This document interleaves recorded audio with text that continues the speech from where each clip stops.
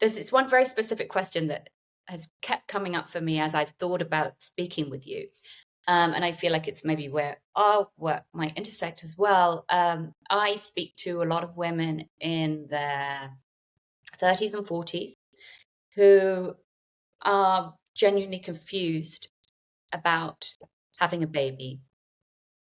Part of them has that drive, and then there's some combination of ingredients around the edge of like how they would like to do it, and those markers are not lining up, and they're wondering, does that mean existentially that they're not supposed to do this? Right. And I personally, as a therapist, find it very hard to, you were talking about hanging your head. I feel just a crunch inside myself. I experienced that myself. I mean, I had my own sort of issues around fertility, or anticipated issues around fertility. And I just think it's a really big deal, and it's a really tough one to sort out as a woman. And I'm wondering, is that the kind of thing you can help with? Absolutely.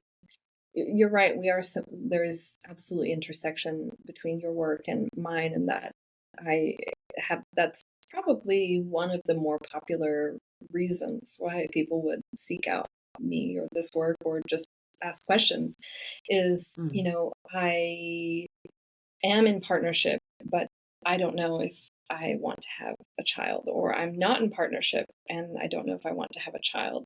And there's this undercurrent, I think, for a lot of people, a lot of women of, I feel that time is running out and I have to make a decision. And there is this kind of sense of pressure and urgency Right. and, And even the expense of fertility oh, treatments, completely. freezing eggs is no joke, right? Right, exactly. Saving for that, or setting aside resources in order to be able to invest in that. Absolutely. There's a lot of, and it is, I completely am able to like see and feel the sheer amount of pressure that there is around these topics and these conversations. And so what I say to one of the things, and I talk about this in the book that I wrote all around these topics, is I have a whole kind of section around the decision to not have children, the decision to have children, if you feel incredibly uncertain about the decision to have children, and all of the other factors that contribute to that. If you're not in a partnership and you desire a partnership, and all of these different things, there's so many different kind of offshoots of this conversation. And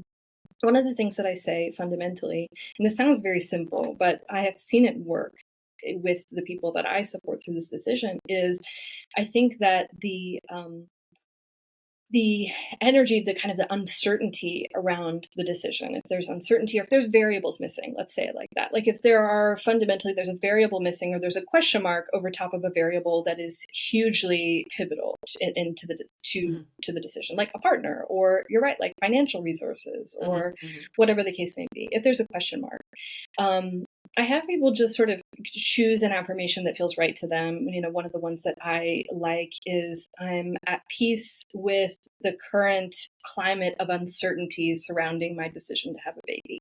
I'm at peace with it. Or I'm awaiting the answers or the clarity to come surrounding my decision to have a baby. Because I think there is often, again, like we talked about, there's that pressure where it's kind of like, I have to make a decision right now. I have to invest, money into freezing my eggs right now, or I have to find a partner right now. And I think if we can kind of find this peace in the system and this peace in the body, of kind of like, yeah, I'm a little bit unsure one way or another, but can I find that the peace of that within myself in the meantime, as I await the clarity, or as I await these variables to kind of sort themselves out, or as I go down the path of finding out more information around how this works, or what I need, or this sort of thing. Yeah. And So I see that you're you're working on quieting their anxiety so they can tune in more to their own intuition